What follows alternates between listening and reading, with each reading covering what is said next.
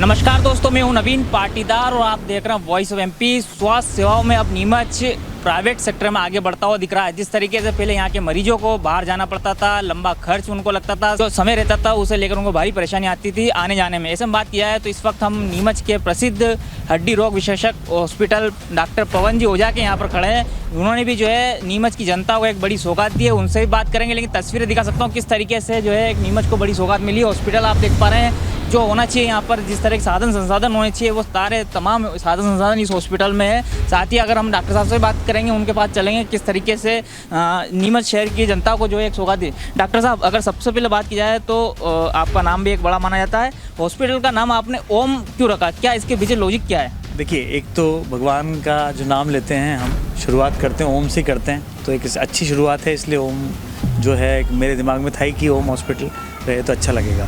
दूसरा, मेरे पिताजी का भी नाम ओम प्रकाश जी है, तो पापा को भी मतलब याद करता रहूँ हमेशा जीवन भर, उनका आशीर्वाद हमेशा सदा बना रहे मेरे सर पे। और तीसरा कारण था ऑर्थोपेडिक और मैटरनिटी। ओ का ऑर्थोपेडिक और एम से मैटरनिटी, उन दोनों का कॉम्बिनेशन, इस हिसाब से मैंने इसका नाम ओम हॉस्पिटल रखा है। डॉक्टर साहब, अगर बात की जाए तो एक लंबा वक्त आपने दिया, साधन संसाधनों की आपके हॉस्पिटल की बात की जाए तो किस तरीके के यहाँ से मरीजों को एक ही स्थान पर सारी व्यवस्थाएं, सारी जो साधन संसाधन होते हैं, इलाज मिल जाए? देखिए, सारी जितनी भी मॉडर्न फैसिलिटीज़ हैं, 2 फैसिलिटीज़ हमने प्रोवाइड करी हैं। ऑर्थोपेडिक मतलब अस्थि रोग और महिला रोग विशेषज्ञ, 2 फैसिलिटीज़ प्रोवाइड करने के कारण हम लोग जितनी भी डिमांड होती हैं, जैसे कि वार्ड होता है या ऑपरेशन थिएटर होते हैं, हमारे यहाँ पे मॉडर्न ऑपरेशन थिएटर है ताकि अस्थि रोग का इलाज हो सके। इस संतानता जिसको कहते हैं, उसके लिए मैडम को अलग से ट्रेनिंग दी गई है। सोनोग्राफी की सुविधा है, एक्सरे की सुविधा है, वार्ड्स हैं और ओटीज़ हैं और डिलक्स वार्ड्स भी हैं। जो पैसा पेशेंट बाहर जाके खर्च कर रहा है उससे लगभग आधी कीमत में उसे सारी फैसिलिटीज़ अस्थि रोग और स्त्री रोग की सारी सुविधाएं यहाँ पे अवेलेबल है। बड़ी बात कही है कि सारी सुविधाएं यहाँ पर अवेलेबल है। जिस तरीके से आप देख सकते हैं कि यहाँ मरीजों की जो वेटिंग जो है, जिस तरीके से मरीज यहाँ मौजूद है अपना इलाज कराने के लिए यहाँ हैं, आप देख सकते हैं, तस्वीरें देख सकते हैं, तस्वीरें में आपको दिखा रहे हैं। डॉक्टर साहब, अगर बात की जाए तो पहले मरीजों को जो है भारी परेशानी होती थी, बाहर जाना पड़ता था। भीलवाड़ा की बात करें, उदयपुर की बात करें, तो अब जो है आप क्या मानते हैं कि उसी खर्चे में, उससे कम खर्चे में इलाज यहाँ मिल रहा? लगभग 25% खर्चा होगा उसका, क्योंकि बाहर जाने के बाद आपके पास कोई ऑप्शन नहीं रहता। उदयपुर या भीलवाड़ा अगर आप कहीं गए तो आपके पास कोई ऑप्शन नहीं, आपको वहीं इलाज कराना है, क्योंकि आपको लगता है क्या पता मैं नीमच पहुँचूँ और मेरा काम ही नहीं हो, क्या पता वहाँ डॉक्टर साहब मेरे को कहते हैं कि यार ये ऑपरेशन यहाँ नहीं होता, आपको वहाँ जाना पड़ेगा। और ऐसा होता आया है नीमच में आज से पहले, जब भी मैं आया हूँ, जब भी मैंने देखा है, जब मैंने ज्वाइन किया था 2010 में, उसके पहले 90% हड्डी के पेशेंट जो है भीलवाड़ा जाया करते थे। अब भीलवाड़ा से डॉक्टर साहब यहाँ पे आते थे, देखते थे यहीं पे ऑपरेशन, बोलते थे कि वहीं आके ऑपरेशन कराओ। अब वही डॉक्टर उनको कहने लगे यार तुम्हारे यहीं हो रहा है, अब तो जैसा हम कर रहे हैं वैसे ही। डॉक्टर विशाल गुप्ता हैं, मेरे बहुत से मित्र भी हैं और सीनियर भी हैं, उन्होंने ही बोला कई मरीजों को यार यहीं करा लो, 3 डॉक्टर हैं, अच्छा ऐसी फैसिलिटीज़ हैं, इस हॉस्पिटल में करा लो। मेरे हॉस्पिटल में भेजते हैं वो, क्या पवन से करा लो, ठीक है ना। तो सारी सुविधाएं उनको अवेलेबल हैं यहाँ पे। अब उनको बाहर जाने की लगभग ज़रूरत नहीं है, पर मरीज़ फिर चाहे तो उसकी जहाँ इच्छा है वो करा सकता है, कोई दिक्कत नहीं उसमें। बड़ी बात कही कि मरीज जो जहाँ चाहे वहाँ करा सकता है। साथ ही अगर बात करें डॉक्टर, किस तरह की ओटीपी, किस तरीके से हमारे दर्शकों को बताइए कि कहाँ किस तरीके से आप काम करते हैं, ताकि दर्शक जो है देख पाएँ कि क्या सौगात आपने नीमच को दी है। देखिए, ये हमारा वेटिंग एरिया है, रिसेप्शन जिसको कहते हैं, और यहीं पे पेशेंट की सब पर्ची वगैरह कट जाती है, उसको सारे जिसको भी कोई दिक्कत है वो यहीं आके बता सकता है। नर्सिंग स्टेशन के अलावा नर्सिंग स्टेशन ऊपर अलग है, और ये हमारे चैम्बर्स हैं, ये मेरा चैम्बर है और ये मैडम का चैम्बर है। आप देख सकते हैं डॉक्टर साहब का चैम्बर है, जहाँ पर बैठ के वे मरीज को देखते हैं। यहाँ पर जिसको सारी कंसल्टेशन दे देते हैं कि उसको क्या बीमारी है, उसके एक्सरेज वगैरह अगर आ जाते हैं तो एक्सरे मॉनिटर पे चेक करके उसको तसल्ली से बिठा के समझा देते हैं। देखिए, मरीज बहुत परेशान आता है हमारे पास, उसको अगर आपने सुकून के 2 पल दे दिए तो उसको कम से कम अपन ने अपना काम जो है वो अदा कर दिया। बाकी उसकी इच्छा है, जो उसको करना है नहीं करना है, जो भी उसको इलाज करवाना नहीं कराना, आपके द्वारा बताई कि दवाई देनी है लेनी है नहीं, वो उसकी इच्छा है। पर आप कम से कम उसको सुकून के 2 पल दीजिए बिठा के कि भाई तेरी ये प्रॉब्लम है और तेरे को ये इलाज होना चाहिए, मैं कर सकता हूँ या नहीं कर सकता हूँ, मैं कर सकता हूँ तो यहीं करवा ले, तेरी इच्छा कि बाहर जाके करवाना है तो तू जिसको भी चाहे उससे करवा सकता है। बड़ी बात कही है कि मरीज को संतुष्ट भी करते हैं कि किस तरीके से आपको जो है, कहते हैं ना 2 वक्त अगर डॉक्टर अगर मरीज को दे देता तो आधा इलाज उसका यहीं हो जाता है। जिस तरीके से आप देख पा रहे हैं मरीज भी हमारे साथ होते हैं, उनसे भी बात करेंगे कि यहाँ पर वे आए हैं, कितना क्या मानते हैं, कितना संतुष्ट है डॉक्टर साहब के इलाज को लेकर? आप बिल्कुल अच्छे। काहे के लिए आए थे आप? हड्डी के लिए। हड्डी के लिए, तो हड्डी के लिए आए थे भाई, काय के लिए आए आप, कहीं भी हो? मेरे पाँव बहुत दुख रहा था इसलिए आई अच्छा। यहाँ पे। डॉक्टर साहब ने बढ़िया देखियो, बढ़िया देखियो, इलाज कर रहे तो हैं। देख पा रहे हैं आप किस तरीके से संतुष्ट जो है मरीज एक पूरी तरीके से। साथ ही अगर बात किया है तो आगे चलते हैं और भी देखें किस तरीके से यहाँ पर काम होता है। ये यहाँ देख सकते हैं मरीज सारे बैठे हुए हैं डॉक्टर साहब के इंतजार में और अपने अपने एक नंबर का इंतजार कर रहे हैं। डॉक्टर साहब अब ये क्या है? ये हमारा प्लास्टर रूम है जहाँ पे हम लोग पट्टे लगाते हैं पेशेंट्स को, प्लास्टर लगाने का काम करते हैं। और जो छोटे मोटे हमारे ऑपरेशंस रहते हैं जिसमें जैसे अगर पस बन गया है किसी को या छोटी गठाने हैं कोई, उनको निकालने का काम यहाँ पे करते हैं। कितने स्टाफ की बात की जाए तो कितना स्टाफ आपके पास? हमारे पास 20 का स्टाफ है हमारा, जो राउंड द क्लॉक 24 घंटे अवेलेबल रहते हैं। कुछ लोग रात को रहते हैं, कुछ लोग दिन में रहते हैं। हर चीज़ का टेक्नीशियन भी अलग है, एक्सरे टेक्नीशियन अलग है, ओटी के टेक्नीशियन्स अलग हैं, ओटी का काम अलग है, ऐसा। जिस तरीके से आपने बताया 24 घंटे मरीज को देखने के लिए आपके पास टाइम है। अगर बात की जाए तो जनरल वार्ड, प्राइवेट वार्ड किस तरीके से यहाँ पर क्या रेटेड है ताकि मरीज को एक जो हमने एक रेट लिस्ट जो भी हमारी जो लेते हैं उसी हिसाब से हमने एक रेट लिस्ट यहाँ पे काउंटर पे लगा दी है। सर्जरीज़ का भी हमने डिस्क्रिप्ट कर दिया कि भैया छोटी सर्जरीज़ के इतने पैसे हैं, एक रेंज बता दी है। क्योंकि देखिए हर ऑपरेशन में दिक्कतें अलग रहती है, बेहोशी का टाइम अलग रहता है, सामान जो है वो आपका अलग लगता है, टाँके अलग लगते हैं। इसलिए हम एक स्पेसिफिक नहीं कह सकते हैं कि यार इस सर्जरी का ऑपरेशन इसका ऑपरेशन इतने पैसे में होगा। कभी कभी 19 हो जाता है, कभी कभी 18 भी हो जाता है, कभी 17 भी हो जाता है, ऐसा होता है। तो उसके हिसाब से हमने रेट लिस्ट लगा दी है कि भाई इसका ऑपरेशन इतने में होगा। और हम लोगों ने कोशिश की है कि ज़्यादा से ज़्यादा जनरल वार्ड्स में ही पेशेंट अपना वो करवा पाएँ। जैसे कि हमारा जनरल वार्ड है, इसमें हमने सारी सुविधाएं हैं और एक जो प्राइवेसी के लिए हमने कर्टेंस अलग से लगाए हैं कि भाई पेशेंट को कर्टेंस रहे, वो सेपरेट हो। ऐसा नहीं हो कि दो पेशेंट्स आपस में इनका कोई वो नहीं टच नहीं हो।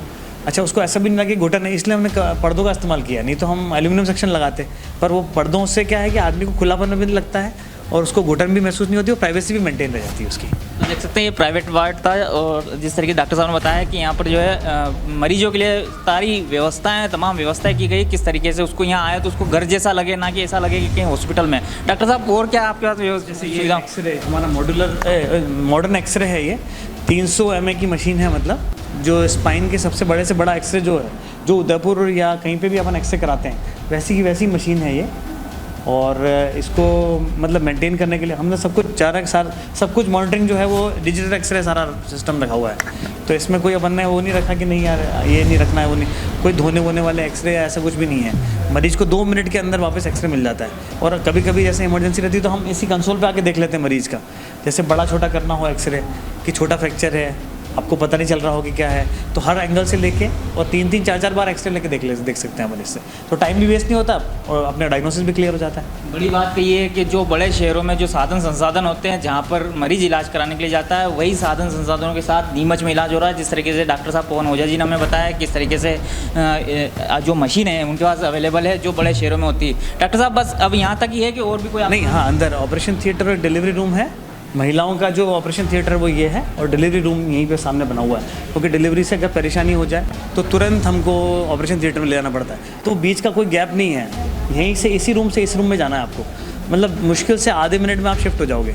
कोई भी बच्चा जैसे डिस्ट्रेस में हो, उसकी धड़कन कम आ रही हो, महिलाओं को दिक्कत आ रही हो, तो उसको तत्काल अपन शिफ्ट करके ऑपरेशन में शिफ्ट कर सकते हैं एज अर्ली एज पॉसिबल, जितनी जल्दी हो सकता है उतनी जल्दी।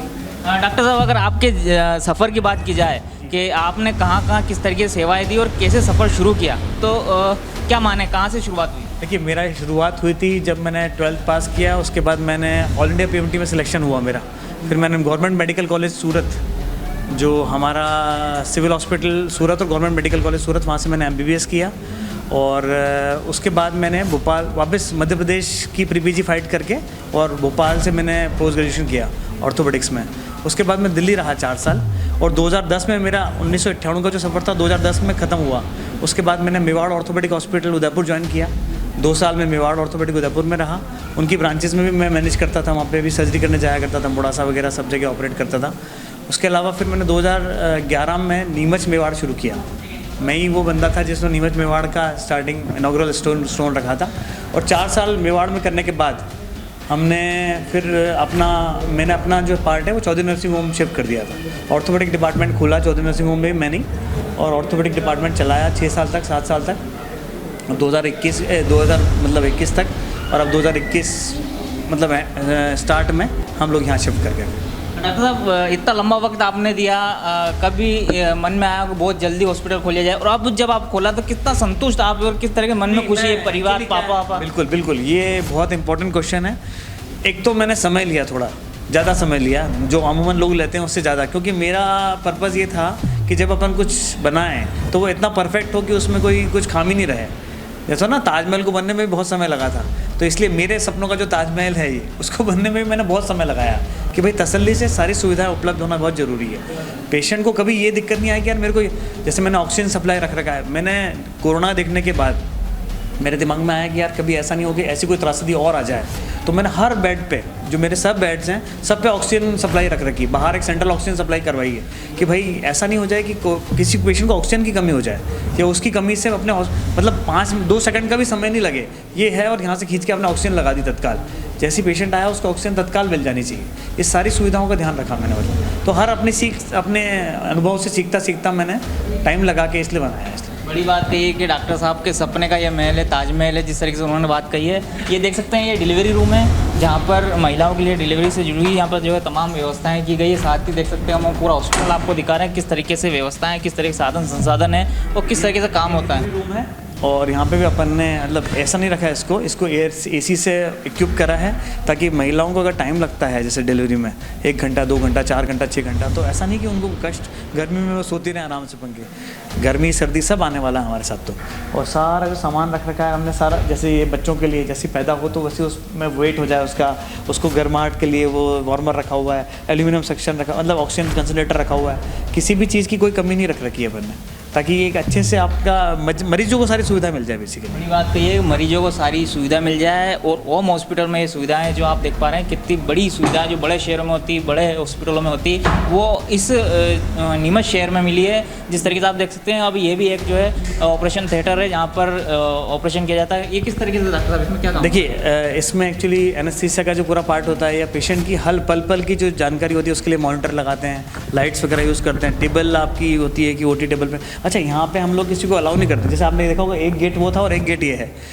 ये तो गायनी का पार्ट है, हमारे यहाँ तो और ज़्यादा गेट्स यूज़ करते हैं हम, पर गायनी के पार्ट में भी हम डायरेक्ट ऐसे कनेक्ट नहीं करते, ये बंद ही रहता है सब कुछ।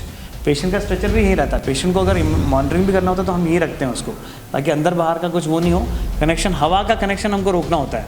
अच्छा, इसमें हमने अलग से प्यूरीफायर्स वगैरह लगाए हैं ताकि किसी भी तरह का वायरस या बैक्टीरिया यहाँ पे नहीं। ऑपरेशन के 1 घंटे पहले चालू हो जाता है ये, पूरी हवा को प्यूरीफाई करने के बाद ही हम मरीज़ को लेते हैं, ताकि उसका कोई भी इन्फेक्शन नहीं हो, क्योंकि इन्फेक्शन मरीज के साथ अगर कैरी करता है तो वो एक अच्छा इंप्रेशन नहीं छोड़ता है कि ऑपरेशन हो गया और इन्फेक्शन रह गया, तो गलत बात है ये। जिस तरह ऑपरेशन हो गया और जो निकलते जैसे आपने हाथ की ग्लव्स, बस क्या इसके लिए क्या व्यवस्था है, किस तरीके से? पर हमारा ये मान के चलिए कि रात को 8-9 बजाते हैं हमको, लगातार हम यही मेंटेन रहते हैं, और मेरा घर भी चूँकि ऊपर ही है तो मैं कहीं जाना भी नहीं है मुझे तो खाना खा के वापस मरीज मतलब मरीज ही जीवन है अब तो मेरा। पहले देखा जाता था मरीज बाहर जाते थे, अब आपके पास बाहर से कहाँ के मरीज आपके पास आते हैं? देखिए, आसपास के सब तरफ के मरीज आते हैं, दौड़ तक से मरीज आते हैं मेरे पास, इवन यहाँ मंदसौर मल्हारगढ़ तक से मरीज आते हैं। कई मरीज तो रतलाम जावरा से भी आते हैं बेचारे, मतलब बहुत दूर दूर से आते हैं अपना अपना ओपिनियन लेने। किसी को किसी डॉक्टर ने कुछ ओपिनियन दिया तो उसको काउंटर चेक करने भी आते हैं कि डॉक्टर साहब उन्होंने ऑपरेशन का बोला। आजकल बीमारियां भी ऐसी बढ़ गई हैं कि कुछ जो मैंने अपने कॉलेज डेज में 15-20 केस देखे होंगे, अब मेरे को वो 100-200 की संख्या में मिलते हैं। जैसे कूल्हे का जोड़ जो गलना होता है वो इतना कॉमन हो गया है आजकल कि हमें लगता है यार पहले तो बहुत कम होता था, आजकल जैसे कल ही मेरा एक कूल्हे के जोड़ का प्रत्यारोपण है। तो ये पेशेंट्स हमारे दूर दूर से आते हैं, वो बेचारा मांगरोल से आ रहा है या कहीं बेचारे गाँव के पेशेंट आ रहे हैं, उनको पता भी नहीं रहता बीमारी क्या है, हमको चेक करने आते हैं, फिर ओपिनियन लेने आते हैं। फिर कोई डॉक्टर कह देता है ऑपरेशन, तो वो डबल से पूछने आते हैं कि डॉक्टर साहब ऑपरेशन ही करवाना है, पैसे कितने लगेंगे, सब चीज़ें रहती हैं उनके साथ। तो जो उनको बेस्ट, सबसे कम पैसे में सबसे अच्छा इलाज मिल जाए। और हम इस बात का बहुत ध्यान रखते हैं कि इम्प्लांट्स की जो क्वालिटी हो, क्योंकि जैसा मेरे बच्चे का ऑपरेशन होना चाहिए वो और किसी के बच्चे का ऑपरेशन भी वैसे ही होना चाहिए। तो जो अपना ऑपरेशन आप करोगे, अच्छा इम्प्लांट लगाओगे, वैसे ही इम्प्लांट उनको भी लगना चाहिए, मतलब कोई आपको कमी नहीं रखनी चाहिए किसी तरह की। तो हम आपको और दिखाते हैं किस तरीके से जो ओम हॉस्पिटल में सुविधाएं हैं, किस तरीके से हम 2nd फ्लोर पर आ चुके हैं, जहां पर देख सकते हैं कि मरीज अंदर पूरी तरीके से जिनका इलाज चल रहा है। साथ ही बात की जाए तो और कोई सुविधाएं जो है शहर के लिए बड़ी बात है, किस तरह की और बड़ी सुविधाएं? देखिए, एक तो डिलक्स रूम्स बनाए हुए हैं, जिनमें एसी वेसी सब लगा हुआ है, ताकि पेशेंट जो भी अफोर्ड कर सकते हैं उनको बेस्ट कम से कम प्राइस में यहाँ पे मिल जाए। जैसे उदयपुर में सुविधा मिले वैसे मिले, ठीक है। दूसरा, हमने पोस्ट ऑफ ऑपरेशन थिएटर जैसे निकलता है पेशेंट, तो एकदम से उसको वार्ड में शिफ्ट करने के बजाय उसकी मॉनिटरिंग हो जाए। सब मॉनिटर से इक्विप्ड एक रूम बनाया है, उसको मूवमेंट भी ज़्यादा नहीं करते हैं ताकि मरीज बिल्कुल साफ़ सफाई में रहे। जितने मॉनिटर सब लगा रखे हैं, ऑक्सीजन की सप्लाई दे रखी है यहाँ पे। अच्छा, और हमने जो एक मेजर चीज़ यहाँ पे जो दी है वो ऑक्सीजन की सप्लाई हर बेड पे दी है हमने पूरी कोशिश करी है। देखिए वो लाइनिंग लग रही है, जैसे हर बेड पे ऑक्सीजन की सप्लाई है। जितने भी बेड्स हैं हमारे यहाँ पे 15-20 बेड का हॉस्पिटल है, तो जितने भी बेड्स हैं सब पे ऑक्सीजन की सप्लाई है। बड़ी बात है कि जितने भी बेड, जिस तरीके से कोरोना काल में जो परेशानियां देखी थी हमने, आपने किस तरीके से ऑक्सीजन के लिए एक मारामारी थी, डॉक्टर साहब ने उस चीज़ को समझते हुए कि आगे इस तरह की कोई अगर कोविड जैसा कोई अगर वायरस आता है तो उसके लिए किस तरीके से मरीजों को लाभ मिल सके, किस तरीके से ऑक्सीजन की कमी ना है, उसके लिए बेड पर जो है ऑक्सीजन की एक पाइपलाइन बिछाई है ताकि उसके बेड तक वो जो ऑक्सीजन मिल सके। डॉक्टर साहब और बात की जाए क्या आपका? जैसे और हमने ना जो सारे बेड्स रखे हैं वो सारे मॉड्यूलर बेड्स हैं, मतलब उसको कहते हैं ना, जिसको फाउलर बेड्स कहते हैं हम लोग, कि वो दोनों तरफ से उड़ जाते हैं। जो मॉडर्न बेड्स होते हैं वो दोनों तरफ से उड़ जाते हैं, मतलब इधर से भी उड़ जाते हैं, उधर से। पेशेंट को हम लोग मैनेज करने के लिए, जैसे कभी कभी किसी को सांस लेने में दिक्कत है तो हम वो बेड का वो वाला हिस्सा उठा देते हैं, क्योंकि फेफड़े में पूरी हवा है अपने, कोई कमी नहीं रहे। और हमने वार्ड्स में भी अलग अलग एसी की सप्लाई करी है कि भाई कभी गर्मी हो जाए पेशेंट को, छोटे बच्चे रहते हैं ऑपरेशन के बाद, उनको किसी की तरह की कमी आए तो वहाँ पे भी एसी ऑन हो जाए। वार्ड्स में एसी नीमच में मेरे ख्याल से कहीं पे भी नहीं है। ये बड़ी बात कही है, कहीं पे भी नहीं है। अगर यहाँ देख सकते हैं मरीज, क्या हो गया था काका आपको? अरे जल गया था सर, घर पे चमनी, वो केरोसिन होता ना, वो चूहे ने लाइट चली गई थी तो वो केरोसिन चमनी पर ऊपर गिर गई थी तो जल गया पैर। क्या डॉक्टर साहब से संतुष्ट है? इलाज अच्छा बढ़िया व्यवस्था? हाँ हो रही है, व्यवस्था मिली यहाँ पर?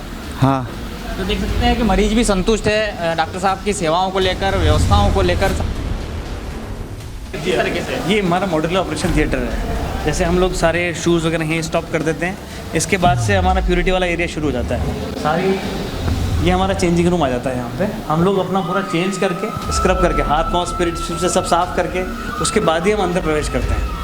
ये हमारा वहाँ एक बैरियर समझ लीजिए आप, ये बैरियर हवा का ख़त्म हो गया। यहाँ से अपना नॉर्मल जो आपका बेड कपड़े वपड़े थे वो सब चेंज हो गए हमारे। अब हमारा जो मेन ऑपरेशन थिएटर का हिस्सा खुलता है। आइए अभी तो सफाई। आप देख सकते हैं ऑपरेशन थिएटर हम आपको दिखा रहे हैं किस तरीके से यहाँ पर ऑपरेशन किए जाते हैं। आप देख सकते हैं साधन संसाधन सब है यहाँ पर, जिस तरीके से एक ऑपरेशन करने के लिए जो साधन संसाधन होते हैं, जिस तरह के औजार होते हैं, जिस तरह की चीज़ों की ज़रूरत पड़ती है वो तमाम जो डॉक्टर साहब के पास अवेलेबल है। डॉक्टर साहब बात की जाए किस तरह की मशीन है ये देखिए, ये हॉरिजॉन्टल ऑटोक्लेव है।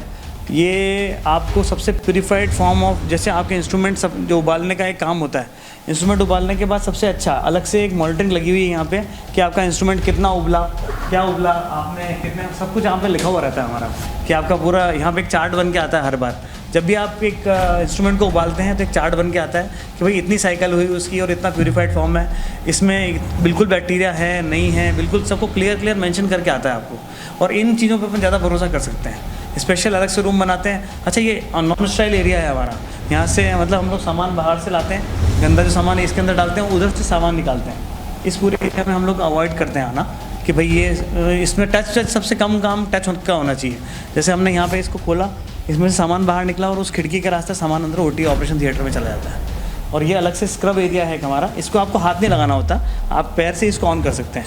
जैसे आपने पैर इसको चलाया और आपके पानी आने लगा, आप हाथ धोएंगे, हाथ कहीं टच करने की ज़रूरत नहीं है। सेंसर्स लगे हुए हैं, अगर आप सेंसर करते हैं, सेंस लगाते हैं उसमें, तो एकदम आपका ऑटोमेटिक जैसे आप सेंस करते हैं वैसे पानी आने लगता है। आपको हाथ टच नहीं होंगे तो आपका इन्फेक्शन के चांसेस, कंटेमिनेशन के चांसेस और कम हो जाएंगे।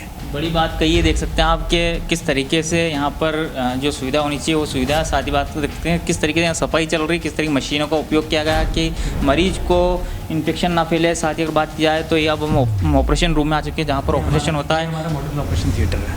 यहाँ से हवा ऊपर से आती है, नीचे वेंट्स में, जैसे मैं समझा रहा था आपको, प्यूरीफाइड फॉर्म ऑफ एयर अंदर आती है और एयर क्लियर होता रहता है। मतलब इस ओटी को बनाने में ही हमारा सबसे ज़्यादा खर्चा हुआ है हॉस्पिटल। मतलब ये मान के चलिए कि ये एक ओटी की कॉस्ट बाकी सारे इंस्ट्रूमेंट्स की कॉस्ट को बराबर कर देती है। पर इससे क्या होता है, जैसे आप यहाँ पे खड़े हैं, आपको हवा महसूस ही नहीं हो सकती यहाँ पे। अगर हमने कुछ ऑन नहीं किया है तो आपको हवा ही पता नहीं चलेगी। फिर हम ये लोग इंस्ट्रूमेंट हम ऑन कर देते हैं अपने सारे। इसको मनीष ऑन करना है इसको। तो ये अच्छा, लाइट्स वगैरह हमने मॉनिटरिंग के लिए, जैसे यहाँ पे ऑक्सीजन का डायरेक्ट सप्लाई है, वहाँ से नीचे से आपकी ऑक्सीजन की डायरेक्ट सप्लाई, नाइट्रस की डायरेक्ट सप्लाई, वैक्यूम। इस टेबल पे आपको सब जितनी भी तरह की दवाइयाँ हैं जो जान बचा सकती है मरीज़ की, वो सारी दवाइयाँ हमने रख रखी हैं यहाँ पर, ताकि एकदम क्लियर रहे सामान। मतलब आपको किसी भी चीज़ की ज़रूरत पड़ जाए तो वो ज़रूरत मेंटेन रहे। जैसे यहाँ पे इन्होंने मेंटेन, यहाँ पे टेम्परेचर मेंटेन रहता है। जैसे अभी 29 डिग्री है, आपने इसको स्टार्ट किया तो 18 डिग्री तक मेंटेन रहेगा। हर चीज़ मेंशन करेगा ये, ह्यूमिडिटी कितनी है, डिफरेंशियल प्रेशर कितना है, आपकी लाइट चल रही नहीं चल रही है, आपको कितनी देर तक आपने टाइम स्टार्ट किया, ऑपरेशन का टाइम कब शुरू हुआ, आपका टाइम कब ख़त्म हुआ, आपको सीमेंटिंग करनी है, जो भी करना है आपको सब मेंटेन रहता है इसके ऊपर। तो आपको इसको कल इसी को देखते हुए आपका काम चलता रहता है। एनेस्थेटिस्ट भी इसी को देखता है, अच्छा इतना टाइम हो गया, काटिए, ये करिए, वो हमें अलाउ करता है कि ऑपरेशन थिएटर इतना वो हो जाएगा। तो सारी चीज़ें अपन ने मॉडल ऑपरेशन थिएटर बनाने के ऊपर खर्च करी ताकि आपको ज़्यादा से ज़्यादा सुविधा मिले, प्लस इन्फेक्शन के लेवल्स बिल्कुल ख़त्म हो जाएँ। मॉडल ऑपरेशन थिएटर की आपने बात कही, तो ये नीमच में पहली है कि और भी कोई? नीमच में ये पहला ही है मॉडल ऑपरेशन थिएटर।